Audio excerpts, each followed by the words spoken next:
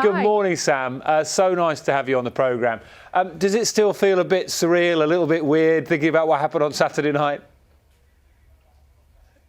It's so, well, I'm just hearing the piece that you put together before coming on. Thank you so much. It's quite emotional, actually, hearing all of that. I don't know, makes it a bit more real, so thank you. Oh, it's a pleasure. And I think so many people have enjoyed watching you enjoy it so much. I think that's been part of the magic, I think. You've really loved every single second of it. I think that came across in your performances as well. Well, honestly, if you're there in that arena and just kind of swept up in the whole energy of Eurovision, it's hard to not have the biggest smile on your face, because it's, I don't know, the feeling is just this embodiment of light and love, and it's absolutely bonkers, but wonderful. I love that, absolutely bonkers. We're watching it now. It is absolutely bonkers. And we're going to talk to you a lot more about Saturday, but I've got to ask you this. When did you first realise you had this voice? Because it's incredible. I think it's like a lot of people who are singers and musicians and guitarists and drummers or whatever, you kind of fall in love with it as a kid, and it's something that you try and practice and get better at, like so many other people and other things that we do, and it's a lifelong task, essentially. Sometimes it's a love-hate relationship. You feel like you're taking, one step forward and two steps back in your practice, but if it brings you joy and fulfillment, regardless of any of the success or people watching you or I don't know, selling records or anything like that, then that's the most important thing. If you reach that fulfillment stage early on, when there's essentially like little outward reward, then you'll be doing it for life, because you don't need that validation or like that kind of currency to keep you going and keep you interested and keep you driven. Have you watched it back yet, Sam? Have you had a chance? The whole thing? I tried. You know what? I sat in bed last night and I thought I want to watch the whole thing from start to finish, just to kind of like, I don't know, prove to myself it was real, and it happened. And I got about 3 songs in and fell asleep. I was exhausted, so I'm going to try and do it tonight. I don't know how. Viewing. It was so busy. How on earth did you fall asleep? It's the noisiest thing I've ever seen. It must have been such an experience, to be in there. Honestly, it was so cool. Sorry, Sam. It must have been such an experience to be in there. And I think lots of people watched you as well and were really interested to see how you reacted when we're used to never seeing the UK entry ever be interviewed, and you were interviewed a couple of times during the show. And we also saw you go over to was it the Swiss entry who didn't have any points at that moment, and you went over and so had a word with them. I mean, you seem to be loving the whole experience. Yeah. Well, it was amazing because you become quite friendly with everyone. Obviously, what we see and what the public see mainly is the final event. So, like the 3 minutes per artist on stage. But of course, it goes on quite a lot longer than that.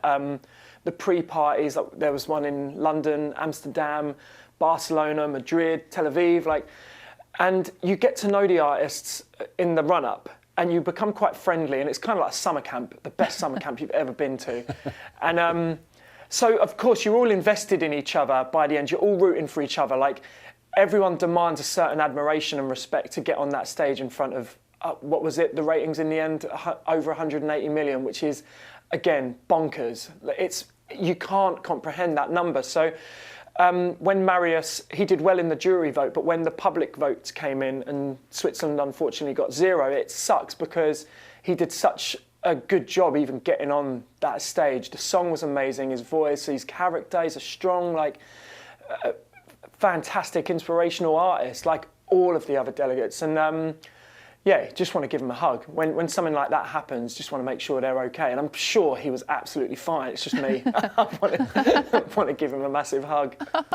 And Sam, you wrote or co-wrote your song, Spaceman, didn't you? Long before Eurovision was even an idea. How did that come about? And did you ever think at that point this could be a Eurovision song? No, no idea whatsoever. I'm looking out the window now, and the sun is blazing. It's a gorgeous day, and it was much like the day that me and my friends wrote Spaceman about 1.5 years ago. We got into the studio. It was the first day that we'd met each other properly. So kind of having a quick cup of tea, saying hello, and then sat at the piano, and Spaceman was written in about 10 minutes. is a gorgeous experience as a songwriter when you have days like that, because you don't really feel like you're, I don't know, you're there, but you're not necessary. All you need to do is get out of the way of the song. It feels like it's already present, like in the ether. I'm sure other people watching this who are songwriters or writers in general can understand that. Like sometimes those ideas just come seemingly out of midair. And it's already, I think it's you're in the top 5 at the minute. What would it mean to you if Spaceman was to get to number 1?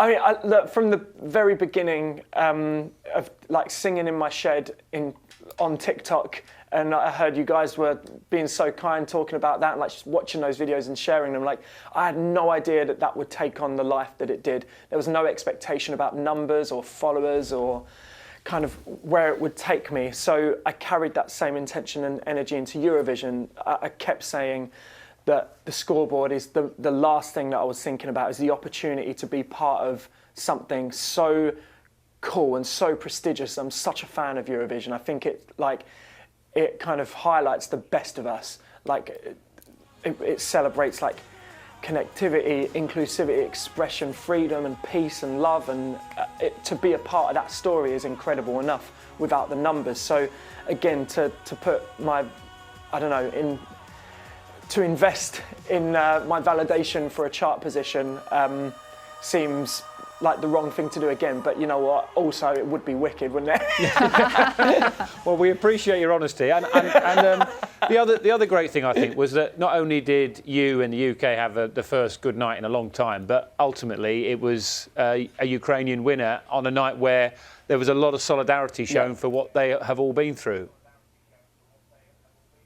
Yeah, I'm so happy with the result, because we were all in that room. We were like just rooting for them, standing in solidarity. That's all you can do. Something, again, like what is the bigger part of Eurovision that's so much bigger than those 3 minutes at the end, and far bigger still than the scoreboard, is what it's about. And like I said, it's how often do we turn to music when there is darkness in the world? We use music as a way of radiating light into that darkness. So I think Eurovision is the perfect platform for which artists to come together, stand behind a common cause and show solidarity. This year it was for the guys in Ukraine, beautiful people there that are struggling, and that team were representing their country at the most crucial point in its modern history. I couldn't be more thrilled that we were part of that journey with them. And Sam, would you do it again?